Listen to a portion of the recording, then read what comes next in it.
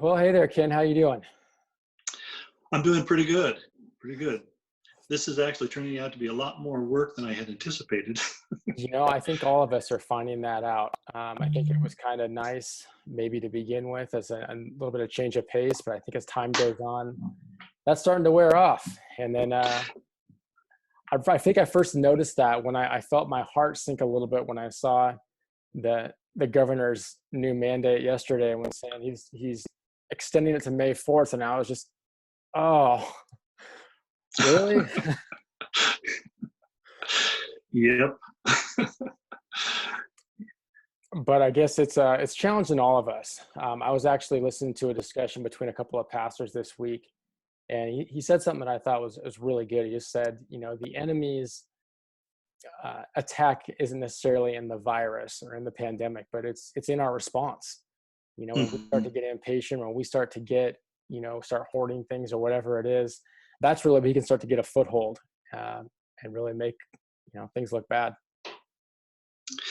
Well, yeah, we always try to, at least I think you and I and other pastors always try to see the positive side of this because we are committed to the belief that God works in everything and He's working everything together for good, even though that isn't always apparent. And the one thing that's struck me, and maybe it's just how God is challenging me, is that we live in such a superficial culture.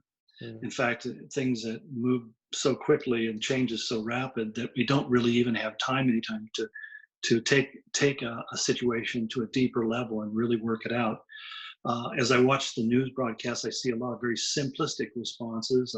Mm. I even, in talking with some pastors, even that the way they're reacting and dealing with situations, sometimes I think, well, you're only seeing a part of the picture. It takes time to develop a deeper view of things. And I think that that's especially true when we talk about our own personal life. I think it was Richard Foster's book, The Disciplines of the Spirit, said that we live in this incredibly superficial world. And to find people who are deep in their own faith is becoming increasingly rare because in the midst of all what I call the woke Christianity, it's become more and more the idea that a church needs to be a place of constant, continuous entertainment Mm. and certainly a kind of inexpensive therapy that I can go to, and it makes me feel good, so I can be up when I start back to work on Monday morning. And yet, it's in those silent moments in our lives where God seems to be silent that we're forced to dig deeper into our souls and take a deeper look into what God is trying to accomplish. And I think that's the thing I find myself struggling with because I'm like everybody else. I mean, I go through my good times and my bad times. Sometimes I'm up, sometimes I'm down. There are mysteries of the universe I still haven't been able to figure out. Like, why is there still no toilet paper? I don't. I go to the grocery store and there's everything in the world is there except toilet paper, and that's a huge puzzle to me. So but I think that at the end of the day, you begin to miss the social interaction. You didn't realize how dependent you were with that day-to-day interaction. I know that I really miss the repartee as a staff that we go through, where we not only work on things, but we laugh, we joke, we tease, we have potlucks together, and all those kinds Mhm. of things that you just kind of take for granted. And suddenly you realize those things were powerfully impactful in my life in ways that I didn't even recognize. And we really want to get back to normal. And I was deeply troubled hearing Mario Cuomo, the governor of New York, saying we're not going back to normal. And I thought, well, when that's where you see we're talking about the political diamonds, where there are people who are trying to take the crisis that we're in right now and use it to kind of push us in a new direction, which Mm. is not a biblical one, and certainly not anything that's even traditionally American. It's a new world order type of perspective, and knowing that a lot of these people, especially on the left side of the room, are progressives who are globalists at their heart, and that's what they'd really like to see. So there's so many dynamics, so many different levels you can look at the situation we're going through, and because there is the economic side, there is the health side, there's the emotional side, but there's also a deeply spiritual side to this, where I think that in the heavenlies there are battles being waged. And I guess that's why it's so important, I think, as believers, that we're focusing our time in prayer. Um, if for no other reason that we find ourselves always on the right side of the equation. Yeah, that really resonates with what this kind of past week has been, because I think that, as you said, there's so many people who are just trying to offer a simple explanation for anything from the news, or you find people online who are offering even conspiracy theories as to what's really going on, and all that's there. And I think at the end of the day, no one really has a full grasp, or it takes a lot of time to come up with a full Hmm. grasp. But I found myself, you talk about just an opportunity for us to get grounded spiritually. I found myself this past week going through two books that have been around for forever, but just going through them. One is the Practice of the Presence of God by Brother Lawrence, and then Hmm. another recommendation that was given to me was the Spiritual Secrets, or Hudson Taylor's Spiritual Secret, Yeah.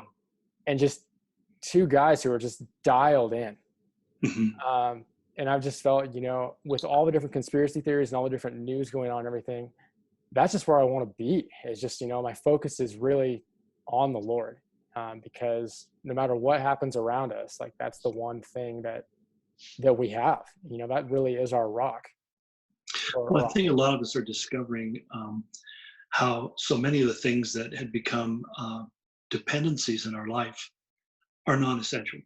yeah, And so we in the same way that the government sits down, what are the operations that are essential to keeping our society whole? Um, we also have certain things that are essential, and we have those things that are non-essential. And in a way, we're kind of being forced down to that place where, God, what are the things that I literally can't live without? I mean, we know that food and shelter, and Jesus said, "Well, don't worry about those things because I'll take care of them." yeah, And that's what I find going through even our prayer list. I find there's a lot of people who've lost their jobs, have no source of income, and they're waiting for the government stimulus to come through, but they're really up against it. yeah, And I've talked to people who are, we would call high end wage earners, who are saying their bills are so high, they have such huge monthly expenses, that suddenly the interruption in their income, they could go bankrupt within a relatively short period of time. It's a staggering when I think about it, because we was talking to a couple of people this week. I mean, these are the people who were six-figure plus people. I mean, we're talking about 200,000-300,000 a year, and they're at a point where their overhead is so high they're going to be homeless. yeah, So I think there's nobody who's exempt from this. And when you have the integrated economy where everybody is interdependent upon each other, it's kind of like you create this chain of flow of money that enables the whole thing to work. When that begins to break down, it affects people on the lowest end of the economy first, but over time it works its way up to the very top. And that's always a scary dynamic too, because what we find in those situations is the uber rich, what we call the high net worth people, um, just seem to get more net worth, and everybody else becomes more impoverished. yeah. I think that's the thing. You said it affects everybody, and I think that's the thing that kind of hit me, is that the longer this goes on, going back to people's response, um, your response is going to be a lot different if you're not in that group of people who has lost their job. But the longer this goes on, the bigger pool of people that hits, and once that starts to hit actually home, people's responses will change. Yeah, yeah, yeah. It's an interesting time. I think particularly I think about some pastors around the country who, at least initially, were saying we're going to continue to meet, and now either by political force or the spread of the virus in their own churches, they're taking the decision not to do that. And I think that those kind of things really challenge us, because when we had to close down our service, one of the questions I had to contemplate is how much of my identity is tied into standing in front of a large group of people and pontificating, you know? And it was really interesting. I mean, I had to take that check in my heart and say, it's really easy as pastors that we can begin to find our identity in being in front of this large group of people, when in fact, these kind of moments where you have only a virtual connection with people and you have no idea how many people are listening, for how long? I mean, what our tech guy tells me is sometimes that a lot of those people, they're good for about 20 seconds. So you just, all of it's, quite honestly, all of it's way over my head. I don't even understand that whole world. But nonetheless, these are good times in that sense, that they do force us to really find out how grounded our faith is. Well, you had a few questions for us this week, so we'll start in through those. So the first question you had was, why do you think so few people are familiar with this prophecy? For those people who are listening, again, what's the prophecy that you're referring to? And then why do you think so many people are so unfamiliar with it? Well, we're talking in Daniel 9. I went through verses 20 through 27, which is called the 70 weeks of Daniel. And it's with a prophecy in which, as Daniel was seeking God, he was in Babylon. He had been taken there as a young man, as a captive, and he would spend the rest of his life there. He would never return to Jerusalem, but it was still in his heart, and he was praying that God would show him when Jerusalem would be restored and the temple rebuilt. And it's interesting because the angel Gabriel comes to him and said, there are 490 years that left in God's dealing with the nation of Israel, and it's going to begin with the decree of the Persian emperor to give them permission to restore and rebuild Jerusalem. That seems to be separate from the decree that was given by Cyrus the Great, where he sent them back to rebuild the temple, but there was nothing said within that rebuilding the city. There were 3 other decrees that are in a fairly close time frame, which creates a little bit of confusion as to what the exact date of those 490 years are. But the long and short of it was that God, there was a period of someplace between 445 BC and 457 BC, a relatively small period of time. In the message, and where I was really going with this, was that he broke that 490-year period into 3 sections. He said the first period of 49 years would be the period in which the city of Jerusalem would be rebuilt, although it would be in troublous times. And we see that historically. We read Ezra and Nehemiah, and even some way we look at the book of Esther and realize the Jewish community was in turmoil all the time that the city was being restored and rebuilt. It took 5 decades for them to, really make it a livable city, because the rubble was so deep and the destruction was so complete. But then he said there's another period of 62 weeks or 434 years that would go forward. And he said at that time, the Messiah, the Mashiach, would come, which is interesting. It's the first time the word Mashiach is used as the redeemer of the Jewish people, and from that became the common reference, because prior to that we had prophets who were called Mashiach. Literally means anointed ones. There were kings who were Mashiachs because they were anointed ones, but this was distinct. This was one who was going to come and deal with the spiritual issues of mankind, and talking about the atonement for sin, the end of transgression, and the fulfillment of prophecy, so that it would be at the end of prophets and prophecy and so forth.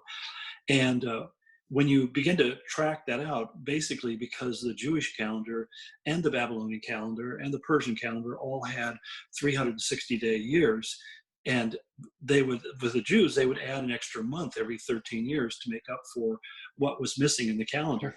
And because they used a lunar calendar, we use a solar calendar today with 365.25 days. And every 4 years, we have to pick up an extra day, like we did this year in February 29th. But to figure that out, what a lot of scholars have done is they've begun to really break it down into days, and they've come up with that number of, there would be 173,880 days. And if you, depending on which of the 2 or 3 dates they're really close together that the decree was issued, and you go forward, you find yourself hitting a date someplace between 26 AD and 33 AD. It seems like most people kind of settle on 30 AD. But part of the challenge we have is that we don't know the exact date of Jesus's crucifixion. We know it approximately because of who the rulers that are mentioned within that. But even there are scholars now saying that that Jesus, oftentimes people say, well, Jesus was born in 4 BC. But there's other scholars now are saying, no, actually Herod passed away and be right around that same time, and that Jesus may have been actually born in 1 AD or 1 BC. It's all the same. So there's all these kind of calculations. And I think, to answer your question, that the reason why I think it is avoided by people is it's so complicated. Yeah. And for the novice reader, you're just reading through it without any kind of background in the text, you can get totally overwhelmed and think, I can make no sense of this. In fact, from chapter 9 all the way to chapter 11, that's often the feelings that talks about all these dynamics that we can't relate to because we weren't part of that history. But the other reason why I think, just not that it's only difficult, the other reason I think it is because we're told in the 12th chapter of Daniel that these things would be sealed until the time of the end.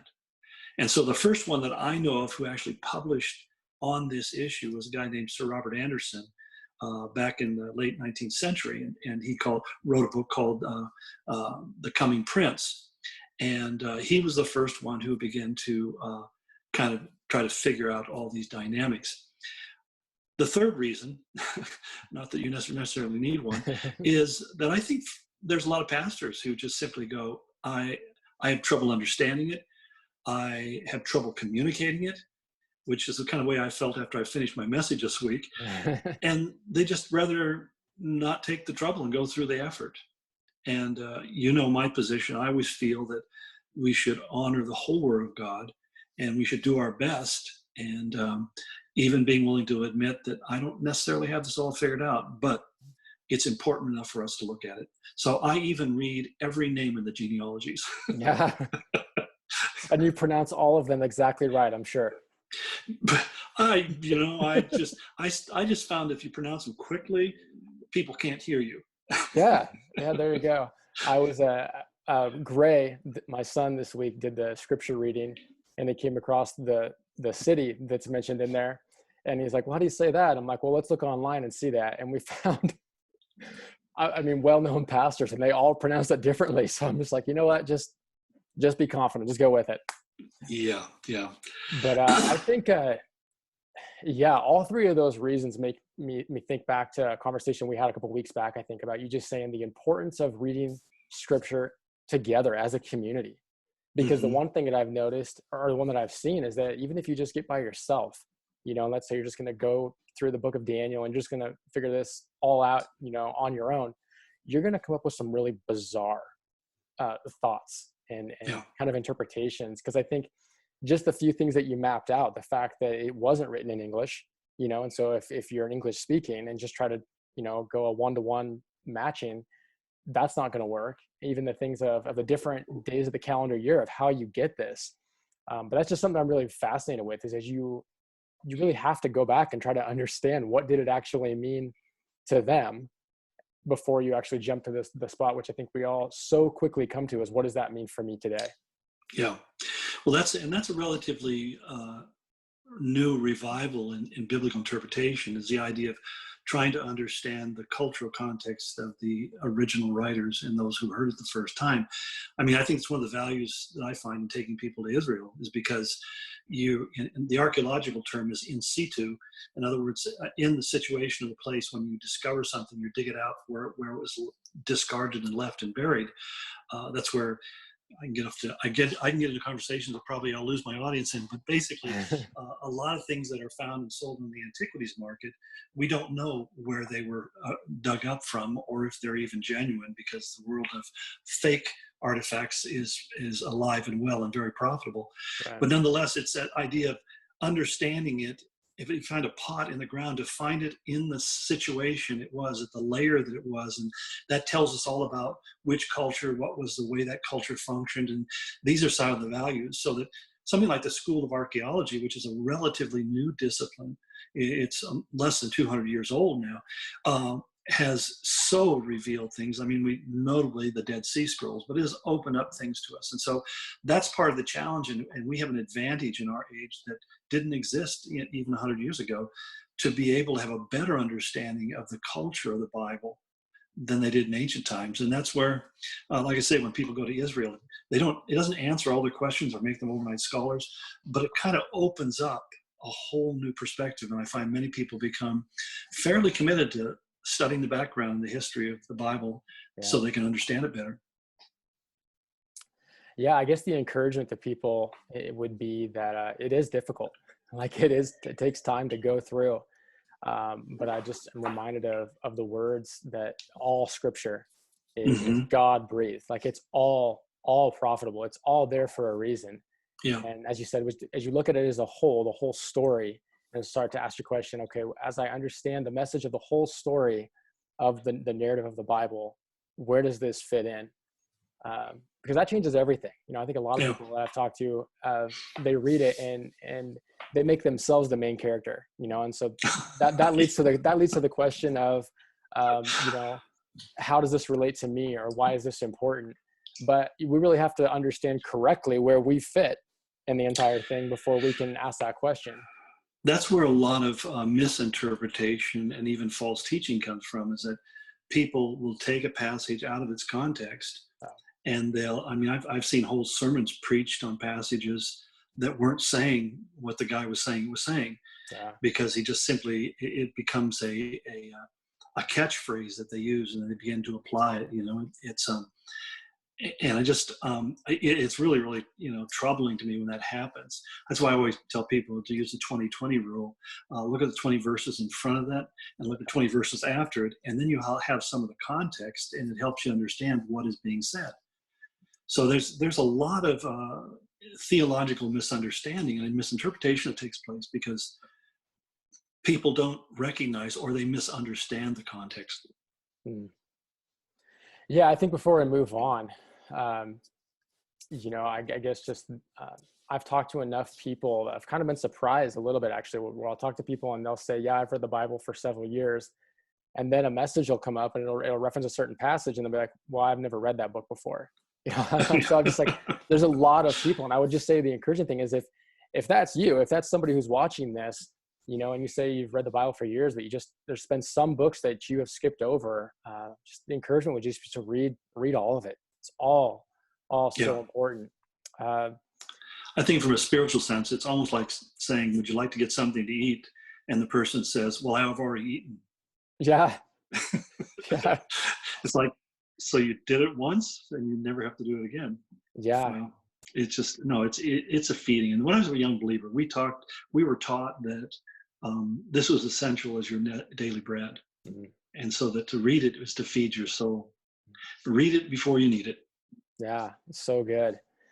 So kind of along those lines, and we may have already covered this, but what does this prophecy tell us about the relationship between God and historical events? Not only what's going on now, or what's coming in the future, or what has already happened.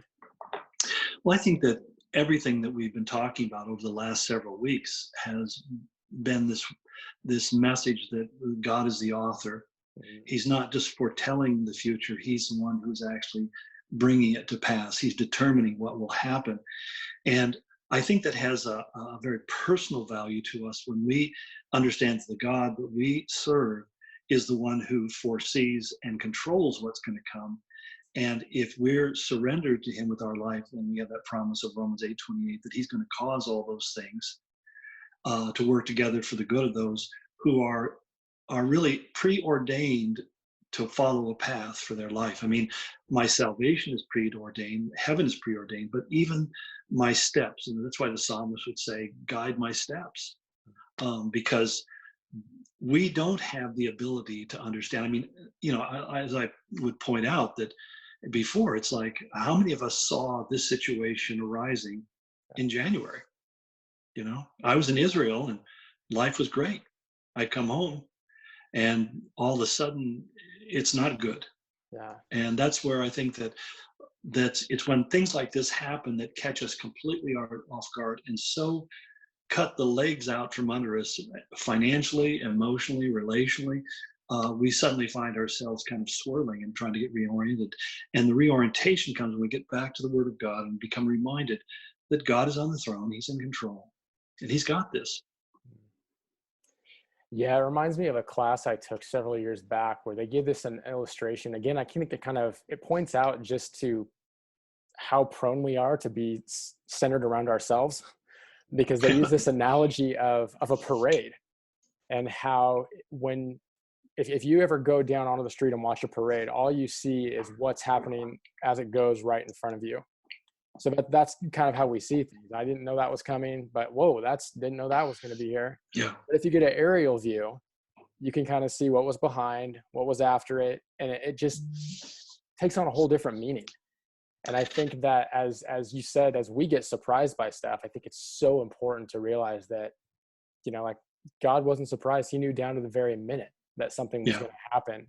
And so, we'd be pretty foolish not to look to Him, since He's the one who actually, can see what came before, what comes after, and therefore what our response should be in the moment. Yeah. Well, as you were saying, that reminded of an old chorus we used to sing many years ago. It had this line said, "Let's forget about ourselves, magnify the Lord, and worship Him."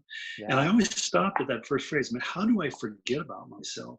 And I think that we have this idea that we go in some kind of psychological abnegation where we just simply, more like Zen Buddhism is trying to forget yourself and to become melded in with the universe.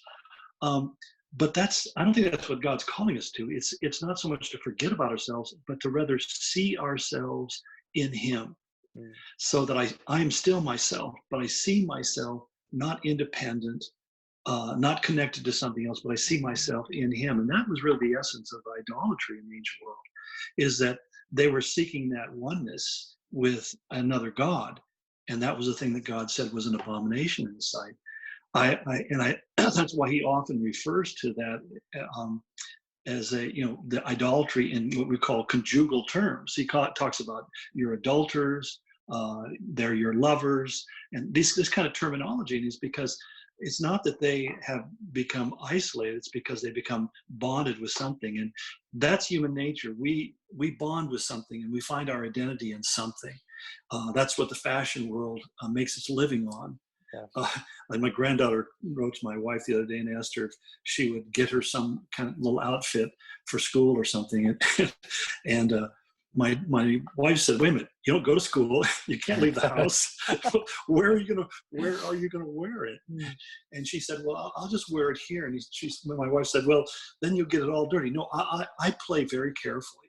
As a grandparent, I love the conversation, but it's kind of that idea that the fashion industry does that so that you try to blend into a external covering that fits you in with a other ideal of what you think is the great things of life. And the truth of the matter is, God says, "No, I want me to be first and foremost. I am a jealous God, and I want you to find your identity in me, not lose your identity, but to find it." Yeah, and I think it's wise to realize that, you mentioned that these fashion industries, or I would just say any marketing and advertising industry, they understand this concept. They understand that we are wired, we would say created to worship something or someone. And so they pay lots and lots of money to, get people in here to send those messages, whether it's on the news. As I love the analogy that you give to the staff of just saying the way that the news stays in business is by putting stuff out there that you want to see, whether it's true or not. In all those commercials and stuff that we see, they're all geared towards trying to fill something, because they understand that we are created to give our allegiance, to give our worship to something or someone. Yeah. And Trump, I think, understood that better than most politicians ever did, that it's like a story I heard about a Jewish businessman. He had opened a furniture store, and somebody came to him and said, "Well, so-and-so is saying bad things about you." And he says, "I don't care, as long as they're talking about me." He said they can be good, bad, or ugly, but as long as they're talking about me, because he understood that whatever we have at the forefront of our mind grabs our attention. And that's, I think, when people are, even now you find that his opponents 24/7 are just simply trashing and attacking him. And at some point, most people go, those accusations don't really fit what I see. Yeah. And but the thing is, you keep him. And I think about poor Joe Biden's desperate to get the airtime he can, and he does a podcast, and it's I call it the Mr. Magoo hour because it's never know what's going to come out of his mouth. It's fascinating, entertaining. But the reality is that it's the way that we end up going where we're going. There's a concept called the significant other in psychology, where whatever person you focus on is the one who begins to affect your behavior. And so they said, if you are angry at your parents, or you have bitterness or resentment, you're thinking about them, and as you're doing that, you're actually becoming like they are. And you may hate the idea of it, but you've made them the object. And that's why the scriptures again says, fix your eyes on Jesus. Because if I want to become like Jesus, there has to be a time when I begin to fix my focus on him. Yeah, I think that really relates to this question, as far as it really comes down to what is your view of God. And I think in events or times like this, that's really exposed. You can say, but as you said, we tend to become like the people who we think have the most effect. God's not out there trying to, buy everything up in the supermarkets. He's not worried about what's coming next. And so I think a good question to ask, is if that's my heart, if that's the attitude of my heart, really ask him to search my heart as far as, how do you really view me? Yeah. Well, it's a lot like learning how to take our own temperature on a regular basis, because if I feel the collar of my soul beginning to rise up in kind of a defensive or resentful or angry way, that's a tip-off that basically my temperature is going up, and I've got a virus inside of me of sin. Wow. That's beginning to promote something inside of me, and it's part of that spiritual discipline of learning to monitor your own interactions with the world around you, and realizing that there's something coming out of me that is not healthy here. My wife and I, in June, we'll celebrate our 50th wedding anniversary. And it's interesting because, the question always is, well, how do you guys stay married? And there's the assumption that because you're madly in love 24/7, and the truth of the matter is nobody is madly in love 24/7. Yeah. And there's good times, there's bad times, that as Ruth Graham once said, she never thought about adultery, but she often thought about murder. And I think that if you're married, you've had those homicidal thoughts come through your brain. But the simple fact is, what changes that? And I know for us, it was always like, I know what God's will is. I know it's not God's will for us to break this covenant. And so till death do us part, we'll do whatever we can to hang in there. And then suddenly you find that 50 years have gone by, and you're very thankful, because as you look back, you realize that was the wisest decision, because you look at all the other people who went down a different path, and you live long enough to see the consequences of their decision and the regrets that come with that. Yeah, I think it's probably been 3 or 4 years now, but there was a season of probably 12 to 18 months or something, where I just felt God was really showing me, or just trying to teach me that idea of patience. I feel like that Satan will always try to just push us to just jump off whatever cliff. He'll bring us to this point and say, you got to do something now. You got to take things into your own hands.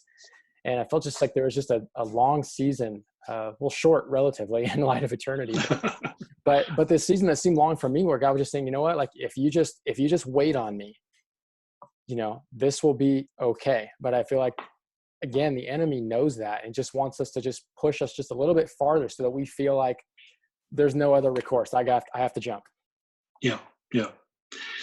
And that's why Jesus said, if any man would come after him, he must deny himself, pick up the cross, that is, live a crucified life with Christ, and follow him. And that's why, when something terrible comes, you go sit back and go, okay, well, this is the cross he's given me to bear. This is the path he wants me to go down. And it may not be a fun one, or I may not like the consequences, but in the end, I'm going to be not only right with God, but I may actually be with God. Yeah. and that's again, it's a spiritual mindset. The Holy Spirit is trying to inculcate that into our inner souls. So good. Well, we got one more here, and this is more of a personal question, I guess, for you. But how, if at all, does this prophecy affect your view, your view of the current circumstances that are actually happening? Um, that God is not surprised, Mm. that was not allowed to happen without his permission, and it may be a direct consequence of his will and the work that he wants to do in us as individuals and as a nation. And I think even talking about what he's wanting to do in the church, because I think that a lot of the fluff that has sold itself as Christianity in our culture, it's going to run out of air. You know, the air is going to run out of that balloon, and it just won't float anymore because you know, a virtual encounter like this, or like people watching this would have, does not substitute for having a real relationship. Yeah. And so I think that that so much of what has, as I refer to again and again, as woke Christianity, this idea that um, we have to change the Bible in order to conform to the culture. I mean, no one who does that will actually admit that's what they're doing, even to themselves, but that's what's happening. And that just doesn't sustain itself when things get hard. Me sitting here and telling you, hey, it's going to be great. You know, God's on your behalf, and he wants to be wealthy and healthy and wise. And what do when your health goes and when your wealth goes and you're confused, so you have no wisdom? That doesn't work anymore. You can only hear that message so long. The problem I see is that many times the people who face that reality blame themselves. Mm. And a lot of times these preachers will say, well, if you had more faith, you know, then you wouldn't be going through this. But I think that at the end of the day, this has a powerful effect upon the church. I think we have an opportunity to become more of what Christ wants us to be in our culture, to be salt and light. Yeah, definitely. This morning I was reading through the first 5 chapters of Job, and just how it's explained. You use that phrase that God allowed it to happen, and so many times I misread over that portion of thinking, God did this, but Hmm. no, he allowed it. I mean, Satan said, this guy only loves you because you haven't touched everything. And in a matter of moments, everything changed. It really struck me at the end of the chapter 1 that just that in Job's response, he didn't sin against God. Yeah. And I think that one thing that I heard this past week again, one thing that's been really cool about this week, I think, is I've had an opportunity to hear really some interviews between some younger pastors and those who have more experience, or they've lived through some things like that. And just the perspective has just been so helpful. Hmm. Guys that just are so grounded, they're not shaken, and they're saying things like, the habits and the things that we put in place when things are going good, that's what will come out when you're in a situation like this. Hmm. But then, as you said, the opportunity is there. um, Well, it goes back to the illustration that Jesus gave in the Sermon on the Mount of building on rock or building on sand. You find every one of us has part of our life is built on sandy soil, and that's the part that collapses. And when it does, we find out what part of our life is built upon the rock. I don't say that lightly. I yeah. mean, my wife and I always sat down and calculate how long can we survive, Yeah. if we have to stay in this situation, just financially, economically. And it's it's not forever. Yeah. There is a point, we're at that point where we've been able to put some reserves aside, but even that is uncertain. So Yeah. it makes even someone like myself, I have to sit back and go, well, um, I just have to trust that God knows what he's doing. Yeah. No, I think when we had a group at our home for a while, I remember it's a conversation that came up of just talking about how, before you've experienced a lot of things in life, whether it's suffering or pain or anything like that, especially if you grew up in the church, you have a lot of black and white answers. This is wrong. This Yeah. is right. Don't do this. But Mm. once you start to get knocked down a few times or go through some stuff, I just noticed in my own life how you just you become a lot more compassionate, hopefully, and gracious of Yeah. what's going on, and just realizing things are a lot more complex. And I think the thing that you said it a couple of times, but there's a huge opportunity right now, and again, going back to some things that I've heard this past week, one thing I thought was so great is that a lot of people are having maybe these, to quote you, these woke moments, or these opportunities to wake up. Hmm. And everybody's having to change what we're doing. We're having to change how we work. We're having to change what we do. But the question is, will it last? Or as we've learned from the past, or will we learn from the past? To quote the philosopher, will we learn from what's happened? Because I think whether we saw 9/11 or things like that, people's response when they're in panic, it becomes kind of natural for people to turn to God in that moment.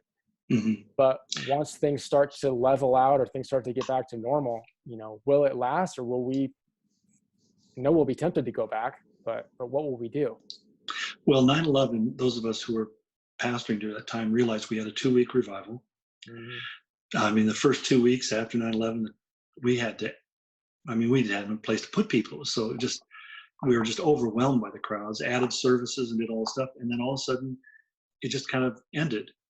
And I think part of it says it takes 29 days to change, to make a habit. Mm, And so the positive side of May 4th is that we'll probably make that 29-day mark, that maybe yeah, these kind of changes, and it may seem crazy to say this to some people, but this may in fact be the very thing that God is trying to do in his church. yeah, Because a lot of people are talking about, well, this could be, revival in America. Um, I don't think it's going to happen until there's revival in the church. And that's where I see it's going to make a huge difference. So I'm always trying. I'm an unchangeable optimist, I'm afraid. Well, I just am absolutely convinced that He's at work, and I never get tired of the work, but I get tired in the work sometimes. yeah. But even that has a value, and then suddenly we realize that we need God's resources to keep going. Yeah, I was just thinking about the thing that you mentioned about building on the sand or building on the rock, and just thinking about how it's again one of those things that's really easy for us to say, but just Hmm. because the house that I've built is made out of sand doesn't mean that I don't care deeply about it. Yeah. And so I've put all of my time and work into this thing, but the fact is it's sand, and so when it starts to just be fall through my fingers like sand, it's painful. It's one of those things to where, like I said, we can look back and say, wow, that was really um, really helpful, that was really instrumental in my life, but I'm not really looking forward to going through it again. Yeah. um, Yeah. Nope. Yeah. I mean, yeah, every one of us is hoping for getting back to what it was before. I don't think that's going to be possible, though, yeah, because these things kind of leave psychic scars in our life, and it really changes the way we see the world. yeah, And I think it's often for the best. I yeah, mean, I grew up, my father was in the military, and we were in the top 10 list of sites for a nuclear conflagration with Russia. And I mean, I grew up thinking, about when nuclear war would finally come. mm, And I've lived through so many of these crises. I was in college, and um, Paul Ehrlich had his book, The Population Bomb, and it terrified me to death that we're going to begin to start. He said within 20 years, the world would be in mass starvation. And of course, like every other one of his predictions, he was absolutely wrong. Somehow, if a person is a scientist and they make a prediction, we think that they're accurate, when in fact, they're guessing just like the rest of us. But you go through those kind of things, like the polio epidemics, and the SARS, and S1N1. You just kind of go through all of these different kind of epidemics and things that take place, and you realize. I mean, I was in India one time when we had the bubonic plague, mm, and that's kind of a strange thing. You think of that the Black Death, was back in the Middle Ages. No, it's still with us, just like coronavirus will be with us. yeah, And but I don't know. It's like somebody was saying, this is bringing out the best and the worst in people, and you realize that I believe in conspiracies, because I think there are people who are always trying to take advantage of a crisis, mm, and they're conspiring with other people to do it.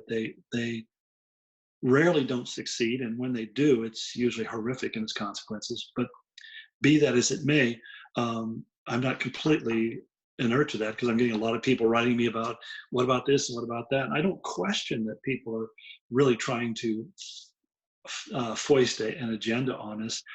But in the end, our best response is to be people of prayer. Yeah. That's how we change the dynamics. So, and I think there's a lot of historical evidence. I was in India one year when they were having an election, and the BJP party, which is the radical Hindu agenda, they want India only Hindus to live in India. They want the Christians and Muslims out of the country. And they're in fact the party that's in power right now. But basically, this has happened a couple times in India where the prime minister would say that when we take power, we will eliminate the Muslims and the Christians from India. The first time it happened, the prime minister, after he got elected, had a massive heart attack and died. And the second time, the prime minister was defeated in the election. And after every prediction said that they were going to win by a landslide. And nobody could explain how they lost the election. And they just simply said, well, they put it up to the X factor. In other words, they said, we have no idea because all the polls indicated this was the way it's going to go. I suspect personally that seeing Trump being elected, and I'm not trying to say that he's God's man for the hour, but that was caught me so off guard. And I think just about everybody else, especially the pundits on CNN and MSNBC, that you just sat back and go, something very powerful and strange has happened here. Yeah. And I just, really realized that God is doing something in America right now, which is having an impact upon the entire world. And it's just very interesting to see because there's a real anti-globalist movement right now. Suddenly places like Germany discovered they have borders. Yeah. I mean, so they're starting to restrict who's allowed to come in because of the pandemic. Well, and again, Germany, they found out companies were selling a lot of their medical equipment to China. Well, they stopped it right away, right at the door, in the same way that President Trump did with 3M yesterday, and catching them and really selling their product for cash rather than having to deal with the government, which takes forever to pay. The government usually takes about 120 days to settle their accounts. Well, and I was trying to explain to my wife, because we were having this conversation, how could they be so disloyal to their own country? I said, what you have to understand is the whole modus operandi of the business world now is that they work for the shareholders, and the guys on top's job is to maximize the profit margin as quickly and as large as they possibly can. So these major corporations no longer think nationally, they think internationally. And the whole push now to bring things back to America out of China and other places where we've outsourced them. Even like, Malaysia makes most of the surgical gloves that are used in the world. This kind of thing that, and by the way, they're not allowing those surgical gloves to be sold until all of their needs are met. So you look at a lot of these, supply chain shortages, and we're realizing there are some serious downsides to a global emergency. On the other hand, I'm reading two articles, one by interview with Tony Blair, and the other one Gordon Brown, who are both former prime ministers in England. And they're both saying the pandemic is a perfect example of why we need to develop a global government. Just like myself, no, it's a perfect example of why it doesn't work.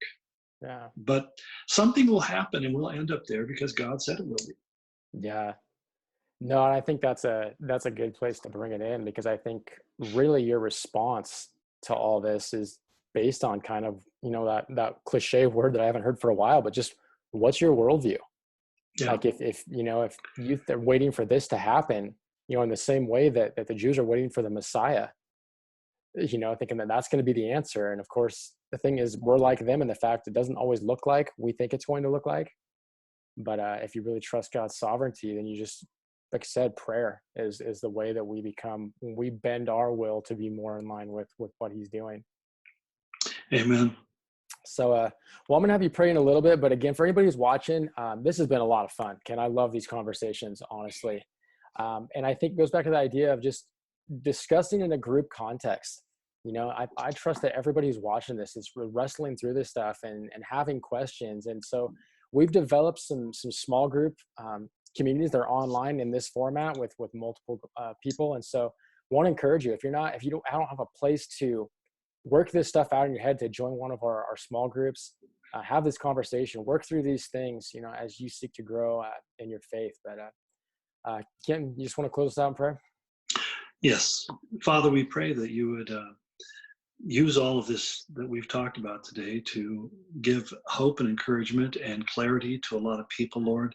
I do pray, Lord, that we would be healthy. I pray that you would protect people's wealth. And I pray that you'll protect their health, Lord, and their mental health through all these things, Lord. Help us to grow spiritually and to go deeper in our lives as we come to that understanding, that awareness, Lord, as the bad habits fall away and new insights come into our life. We know, Lord, that we're going to end up reformulating the way that we do life. And that's a good thing, Lord. It's uncomfortable, challenging sometimes, but it's a healthy and good thing. So, Lord, I just pray that you would do a deep work in us. I just ask that in Jesus' holy name. Amen. Amen.